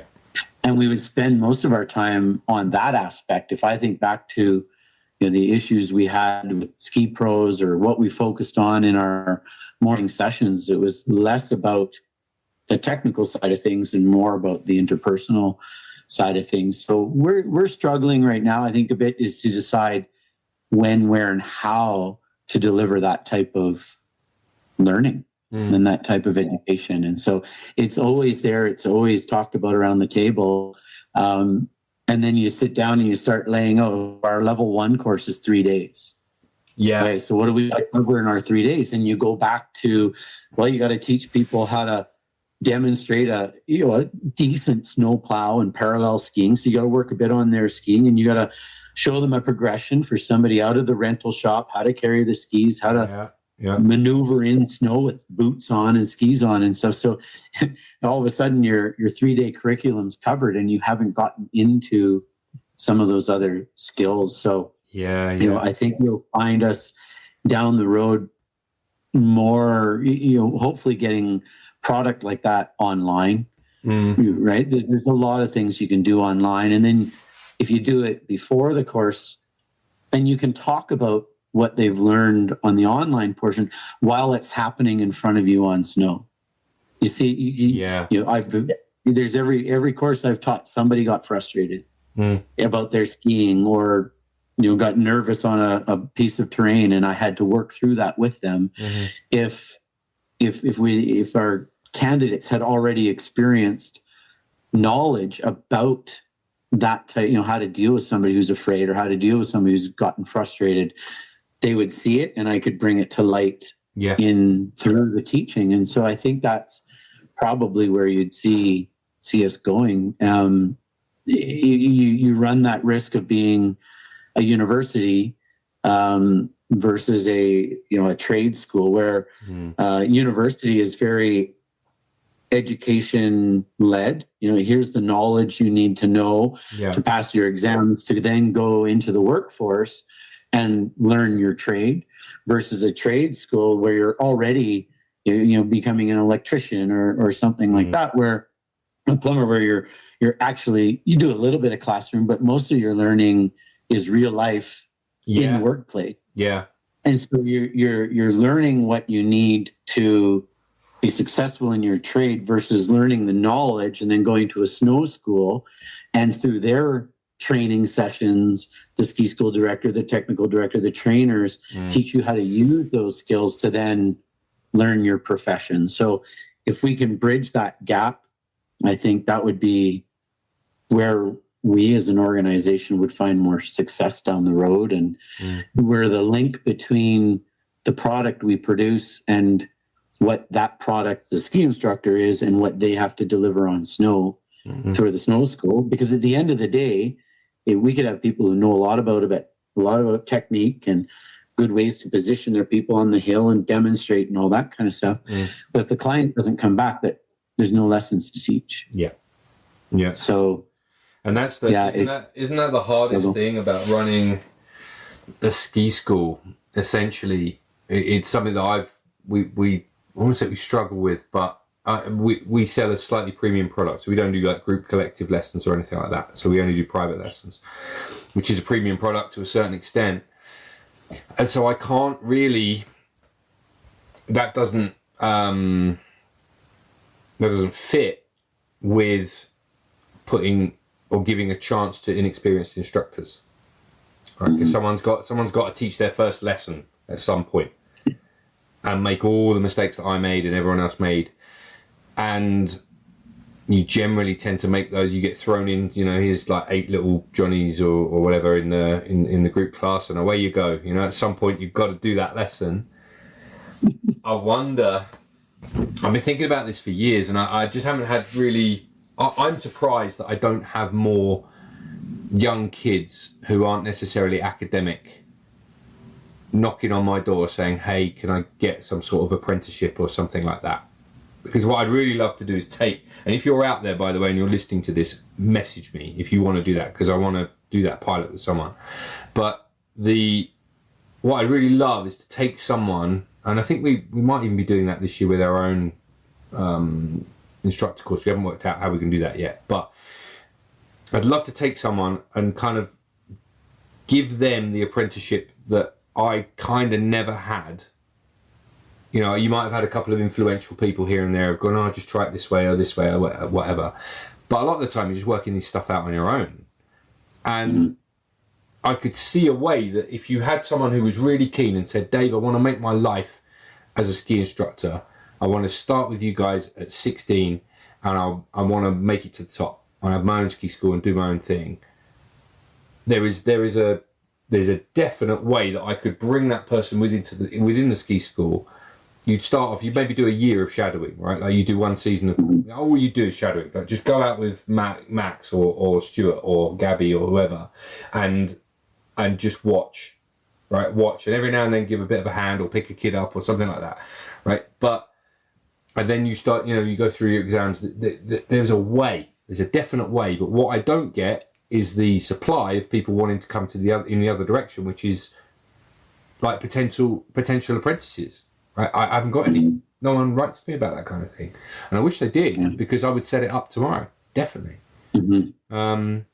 Because that's the next generation of people like me, right, and people like you, right? But it doesn't seem to. I don't think it's realistic to give someone like a level 1, although everyone's got to start somewhere. But to give someone a level 1 and then just throw them in at the deep end, because that's essentially what happens to them. And it's tough. Yeah. It's a real sink or swim environment. I think there must be a better way that we can do it than the current way that we do it. And certainly, I've got a few ideas as to how I would like to do that. But like you say, I haven't got people banging on my door for that kind of thing. So I'm stuck with recruiting in the normal way. Yeah. Some of the ski resorts, close to the big city centers, have apprenticeship programs when you're 12, 14 years old. Yeah. Where you're a tail gunner with the kids programs and you're picking kids up, you're taking them into the washroom, and there are programs like that going on. Oh, good. I'd love to see the tie though. Is I think if we could reach out to those kids typically have gone through the ski school programs, right? They've got, they've taken lessons. Yeah. The 8-week program from when they were 5 years old. Now they're 13, 14 years old.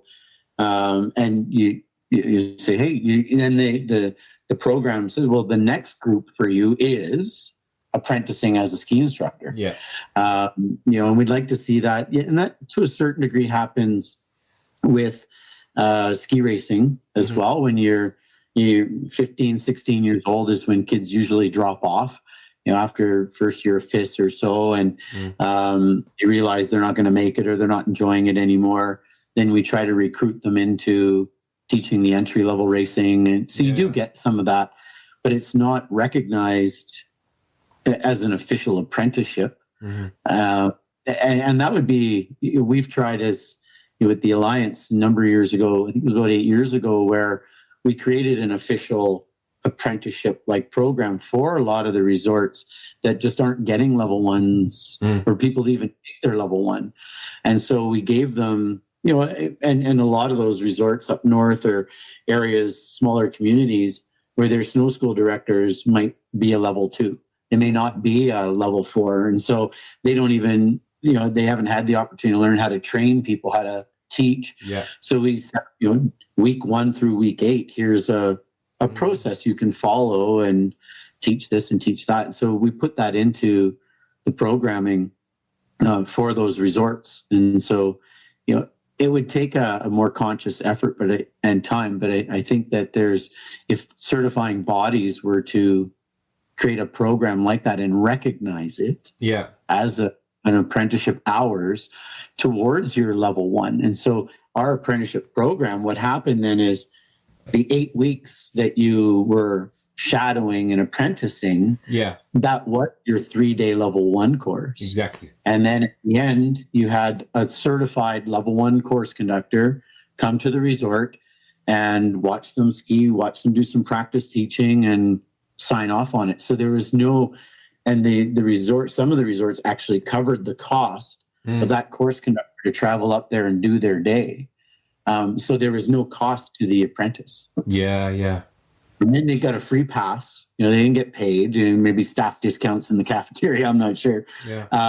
It wasn't a cost to them to get their level 1. Yeah. And at the end, no course conductor went up there or went to those places and failed anybody. No. And if anything, they're like, well, they're ready for their level 2. They've been teaching skiing or watching teaching for 8 weeks. Yeah. Yeah. It's a great idea. I'm going to shamelessly steal that probably and roll that out somehow myself. Take it. Okay, cool. But although, sorry, just to finish that off, what I also will say is that I also don't have knocking on my door anyone who's willing to come and, like, young kids coming to say, hey, mister, pay me a certain amount an hour and I'll cut your lawn or I'll cut your grass for you. That does not happen around here either. And I don't know why that is. Where are the entrepreneurial youngsters who are potentially going to cut my lawns and hedges for money? That doesn't seem to exist anymore. I wonder if that's linked in some way to the people that aren't writing to me, asking to be an apprentice within the ski school. I'd love to see if that was a thing. Anyway. Yeah, off the top, I have to say it probably is. Yeah.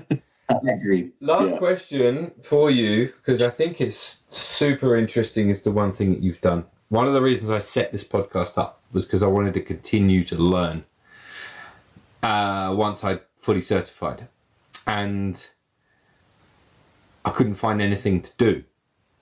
And I actually went through a whole bunch of ideas. I was like, I could set up something like, I had a little name for it. It was called Masterclass and all that sort of thing. And I was going to get some experts in, and I was like, look, I'm doing like a general professional development thing.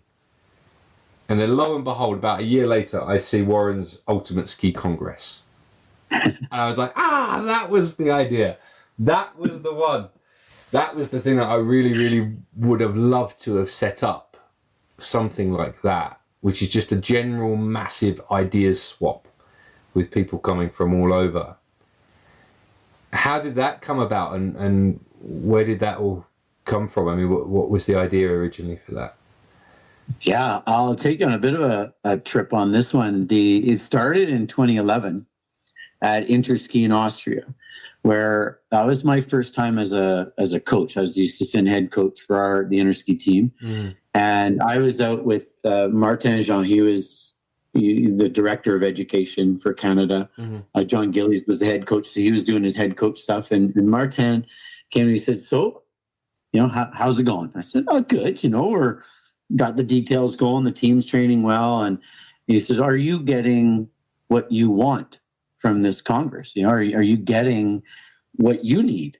And I said, well, not really. So what is it that you want? I said, I'd love to see every country's best skier on the slope, one right after the other, with a set turn radius, right? And video them and ride the chairlift with them and say, what are you trying to do? What are you trying to do? Because you'd watch, the demo hill. Yeah. And you'd see the groups going, but the person in the front is just trying to set a nice rhythm. Yeah. And it's not their most exciting, best skiing, because then nobody behind would be able to follow. And you're trying to choreograph a nice run. So it's good skiing, but you watch a team of 8 or 10 coming down and they all look slightly different.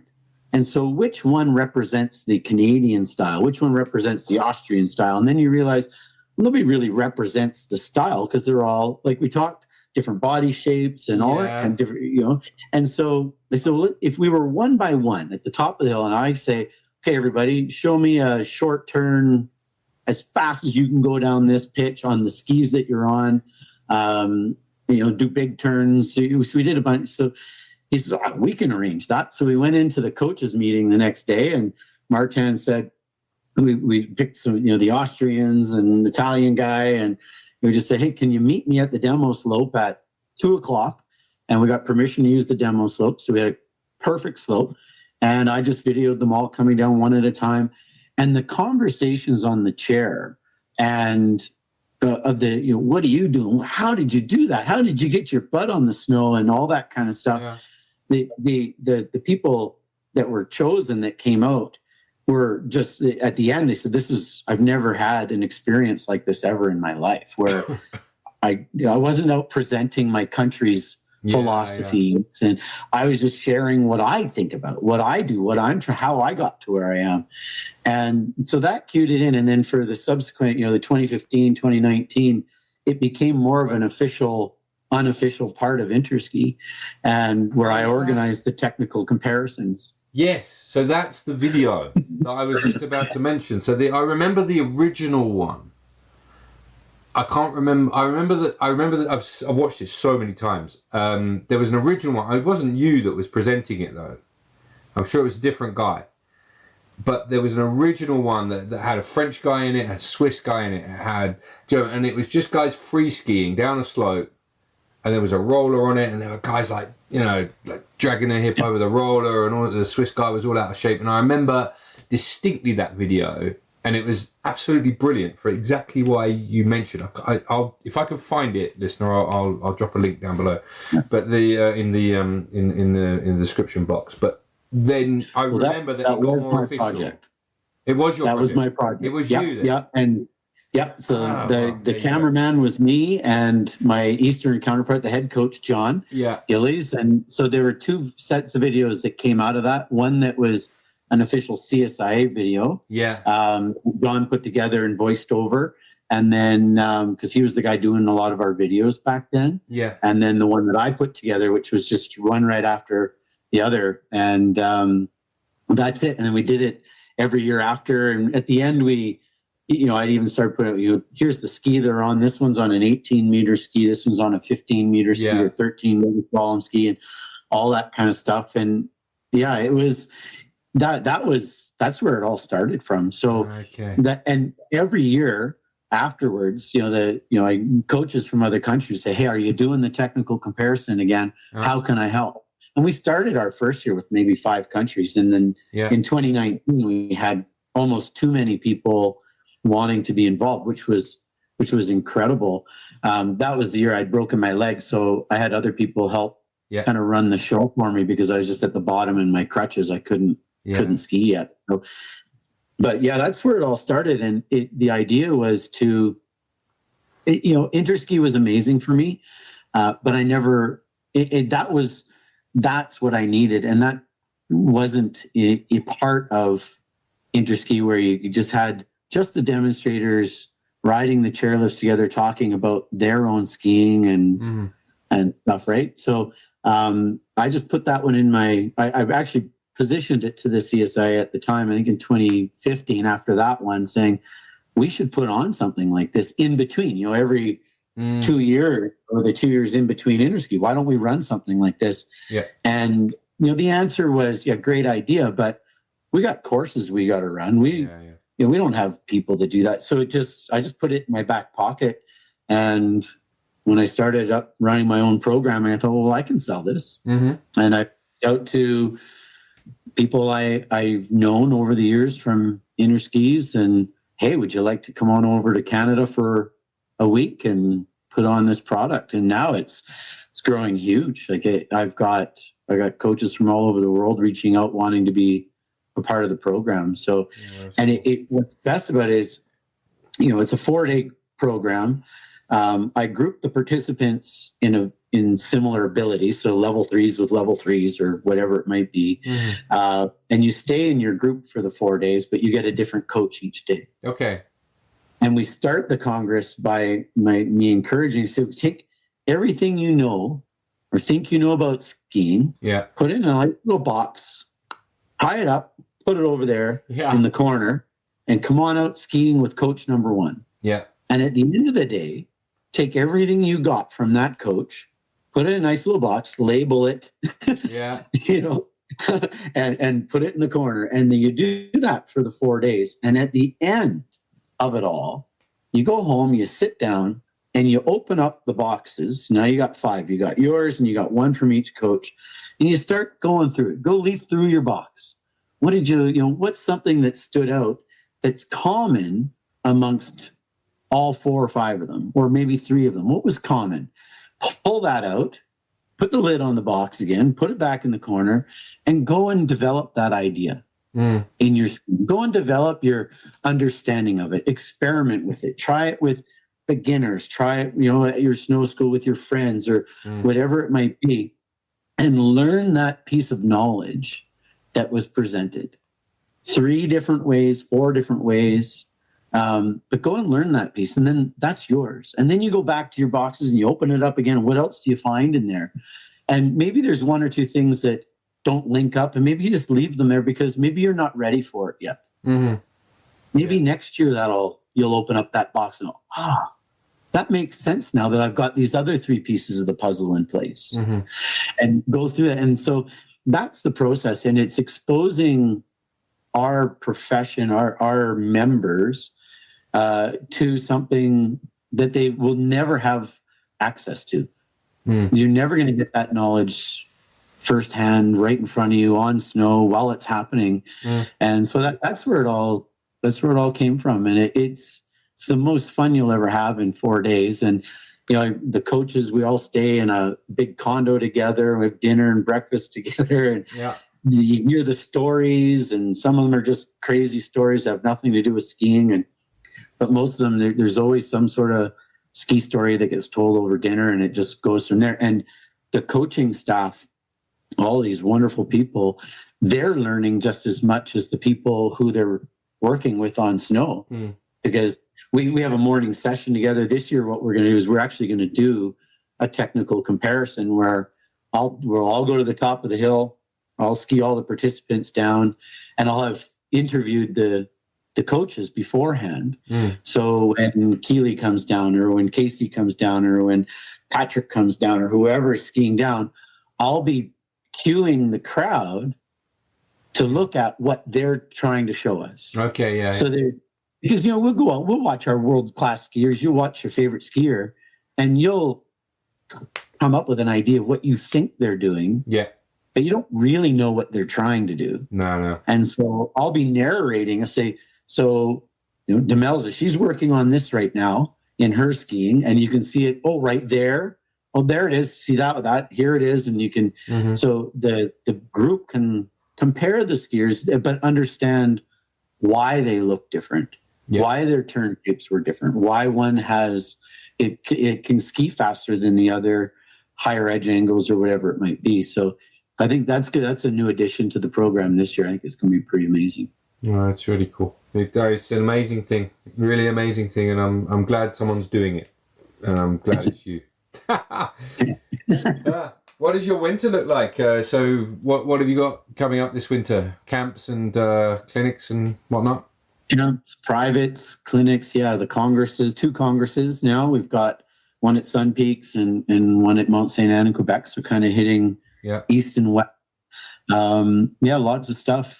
I'm on snow every day, pretty much, either on camps during the week. I try to keep my week Monday to Thursday. I have a really hard time saying no. Me too. Say yes to everything and work it out later is my theory. Pretty much. And then on the weekends, skiing with my family. So, cool. There's lots of days on snow, but winters they're long here. We get 6 months of full-on winter, but at the same time, it's still short. So, I know that someday I won't be skiing again. So I try to take advantage of every day that's possible right now. Yeah, I hear you. Where can people find details that everyone gets a chance to kind of tell them, where they can find their stuff? Where's best to find you find out what you've got going on? So my website is warrenjobbitt.com. Okay. And it's all on there. Excellent. Yeah. And you're on all the usual socials as well. It's all there. Yeah, my website's just undergoing some construction right now. It'll be open in the next 7 to 10 days. But that's where you find me. And then you'll find my original video series that I put out that starts to really show you a bit about how I think about skiing.